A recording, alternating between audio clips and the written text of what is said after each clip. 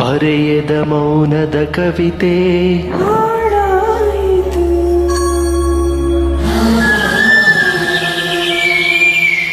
ಎದೆಯಲಿ ನೆನಪಿನ ನೋವು ಸುಖ ತಂದಿತು.